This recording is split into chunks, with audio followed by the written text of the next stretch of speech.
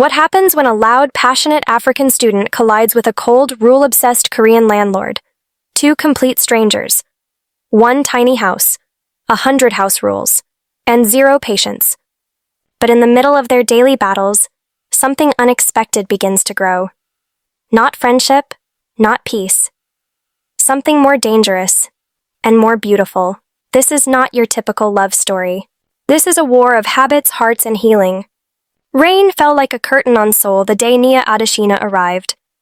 She stood on the narrow street, soaked from head to toe, holding her suitcase in one hand and a piece of paper with her new address in the other. Her umbrella had snapped in the wind. Her phone had died 30 minutes ago, and she had just walked past the same fish market twice, getting the same strange stares she always got. Braids, melanin, and all. You wanted an adventure, Nia, she muttered to herself. Well, here it is. At the end of a quiet alley lined with traditional Hanok houses, she found it. Number 12 Yunjung-gil.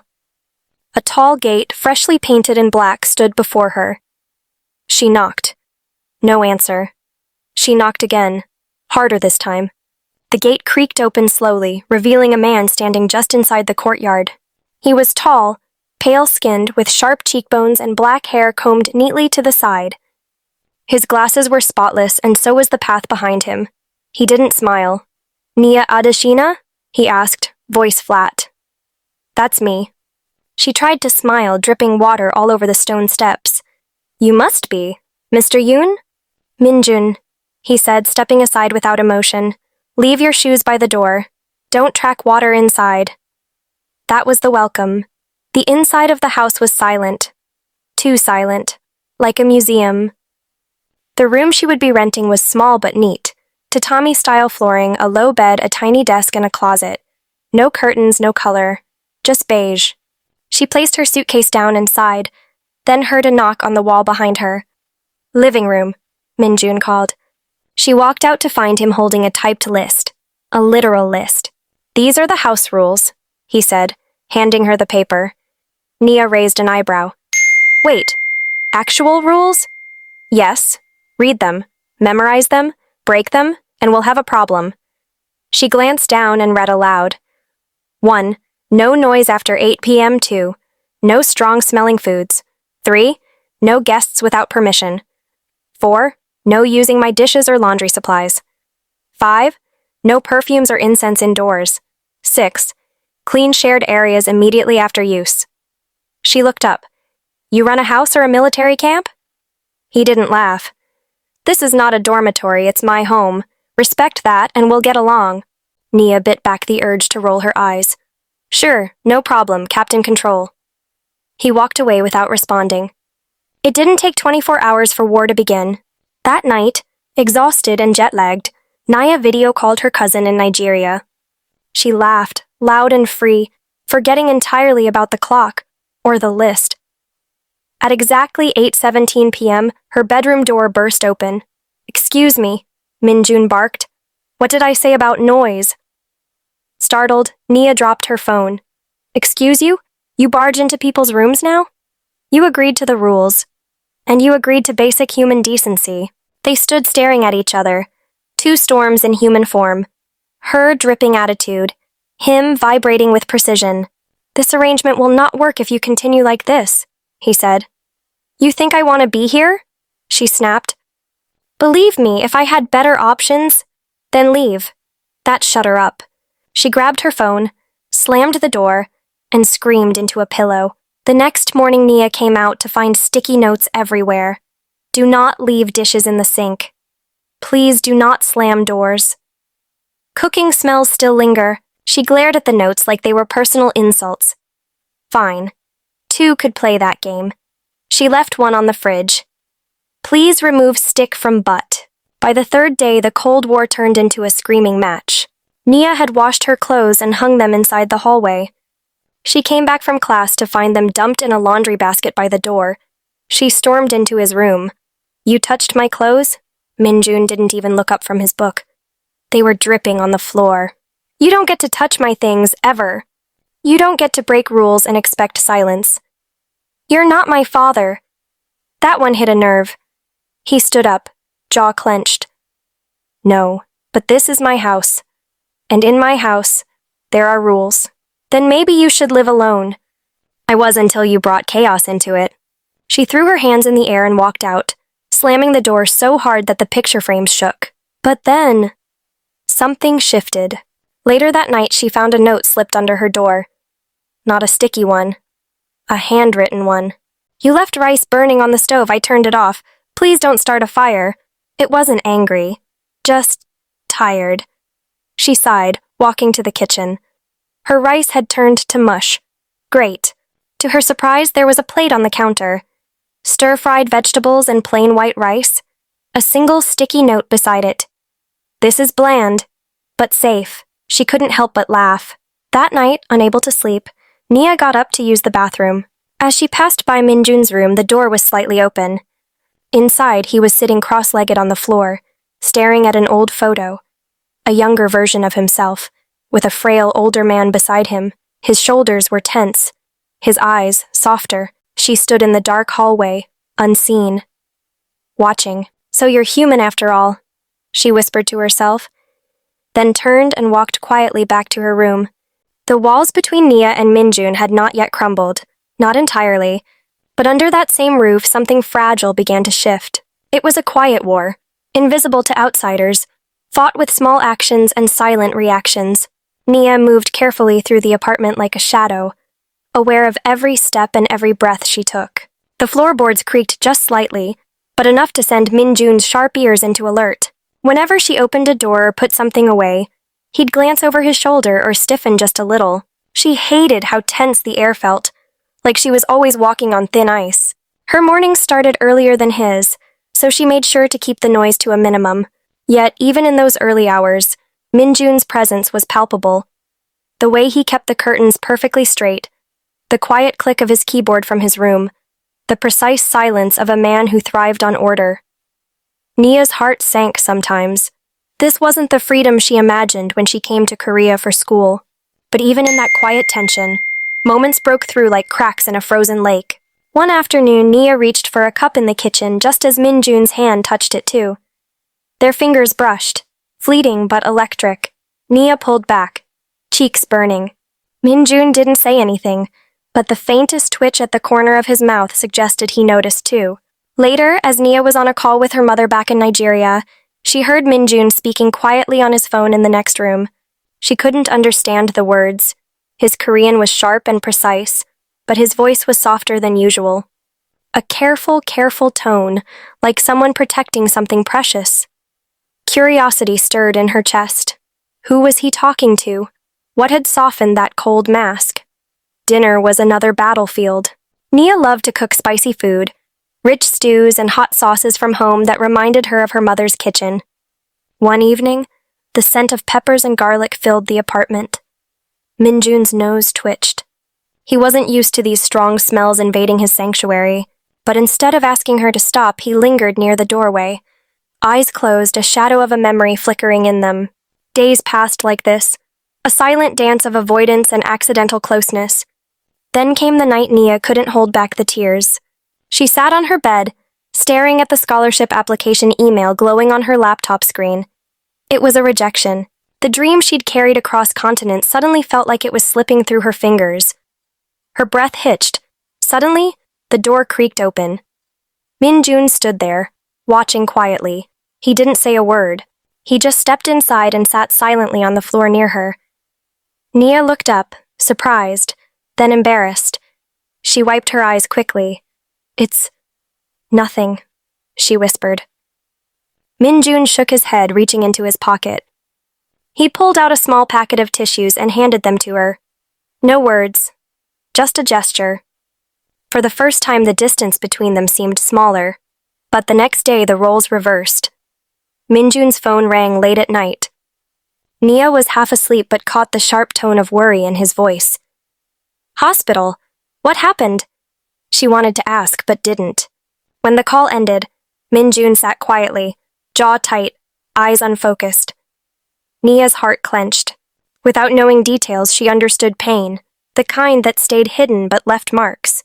Slowly, their conversations grew longer, more natural. No more clipped, cold exchanges about rules or schedules. One evening, Nia told Minjun about Nigeria, the heat of Lagos streets, the smell of fried plantains from street vendors, the laughter of her younger siblings chasing each other. Minjun listened, genuinely. He shared stories too, about his father, a quiet man who had taught him the value of discipline but also left a hole when he passed. For the first time, the apartment felt less like a prison and more like a shared space, fragile but real. Their silences no longer felt heavy. Sometimes Minjun would find Nia staring out the window, lost in thought. He wouldn't interrupt. Instead, he'd quietly brew a cup of tea. One night, as Nia returned to her room, she found a warm cup waiting outside her door. Attached was a small note in Minjun's neat handwriting.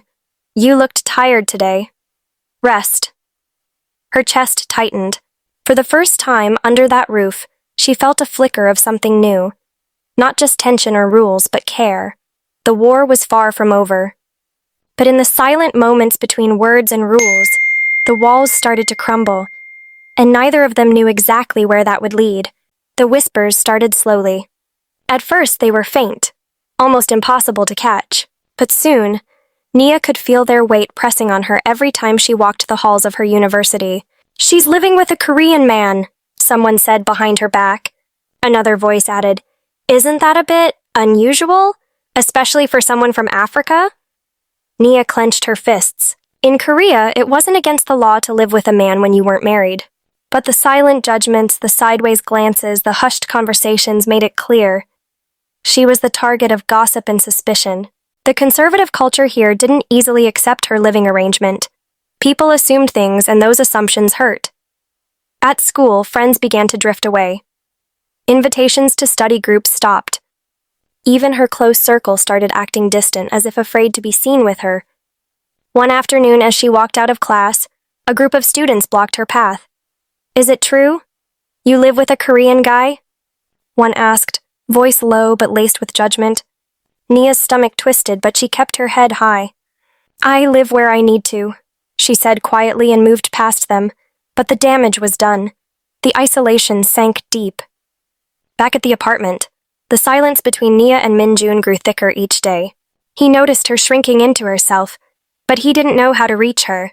Then, one evening, the doorbell rang.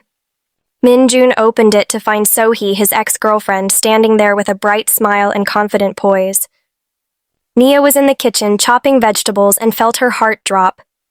Sohee stepped inside without waiting for an invitation, exchanging small talk with Minjun like no time had passed. Later, Nia found herself in the living room, trying to focus on her book, but her mind was elsewhere. She overheard their quiet laughter and the soft way Sohee touched Minjun's arm. It wasn't just jealousy. It was confusion and fear. If Minjun's past still lingered so close, where did that leave her? That night when they were alone, Nia's voice trembled. "Why did she come?" she asked softly. Minjun sighed, avoiding her gaze. "She wanted to talk. It's complicated." Nia's chest tightened. "Do you still care about her?" He looked down, silence stretching between them. "I don't know," he finally admitted. The vulnerability in his answer broke something inside her. The next few hours exploded in frustration and pain. "I feel like I'm just temporary," Nia said, voice cracking. "Like I don't really belong here, or with you." Minjun snapped back, anger seeping through his calm facade. Maybe this whole thing, us living together, was a mistake. The words hung in the air, sharp and cold. Nia stared at him, hurt and disbelief flooding her. That night she packed her bags. Her hands shook as she folded her clothes, but her mind was made up. She had arranged a spot in the university dormitories, hoping to escape the whispers and the weight of unspoken doubts. Before dawn, she slipped out quietly.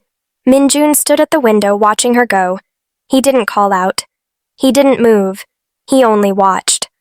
Later, alone in the now empty room, Minjun sat on the floor. His fingers traced the soft scarf she had left behind, its familiar scent filling the silent space. He closed his eyes, the ache of what he'd lost settling deep inside. Outside, the city buzzed on, unaware of the two lives tangled under one roof, now pulling apart. The weeks after she left the apartment passed slowly for Nia. The dorm was a new start, small and plain, but hers. She found comfort in her studies, her friends in the Nigerian Student Union, and the routines of campus life. The noise of judgment faded, replaced by laughter and the warmth of community. Still, there was a quiet space inside her that felt unfinished. Something was missing. The calm mornings, the small moments they shared under one roof. One chilly afternoon, as Nia sat on a bench in the campus park, her books spread out but mostly ignored, she noticed a familiar figure approaching, Min-jun. He carried something wrapped in brown paper, careful not to jostle it. As he reached her, he smiled shyly and held out the small package. Inside was the tiny green plant, the one she had cared for every morning at the apartment. "I thought you might like to have this," he said softly. "It reminded me of you." Nia's chest tightened with emotion. She took the plant gently, feeling its fragile leaves between her fingers. "I didn't expect to see you here," she said quietly. Min-jun shrugged, nervous but determined. "I've been thinking a lot. I'm sorry for everything, for how I acted, the silence, the distance. I've been trying to understand you better. I even started learning more English language. I tried your food, even listening to some of the songs you like." He laughed softly, and for the first time Nia saw how sincere he was. They sat side by side on the bench, the noise of campus fading around them. Neither rushed to fill the silence. Instead, the quiet became a shared space, full of meaning and healing. Nia leaned her head on his shoulder, feeling a warmth she hadn't known she missed so deeply. "I was scared too," she confessed. "Scared this would never work, that I'd always be alone in this." Min-jun looked down, his voice gentle. "You're not alone anymore. You're part of my world, even if we live apart." Nia smiled, tears welling up. "It feels like we're finally speaking the same language." Over the next few weeks, their connection grew through small acts, shared lunches on campus, texts filled with inside jokes, and quiet walks where words weren't always necessary. Min-jun's efforts to bridge their worlds didn't go unnoticed. He tried cooking her favorite dishes and surprised her with Korean phrases. Nia found herself laughing more, feeling less guarded. One evening, as the sun dipped behind the city skyline, they walked through the park once more. Min-jun stopped and looked at her with a soft smile. "You still hum at night," he said. Nia chuckled, nudging him playfully. "And you don't mind anymore," she replied. Their love didn't come from grand declarations or fairy tale moments, but from patience, respect, and understanding. Two very different people, bound not by proximity but by a bond deeper than any roof could hold. If this story moved you, please like and subscribe to our channel for more heartfelt stories about love that breaks barriers, and tell us what you think about this story. Thank you for watching.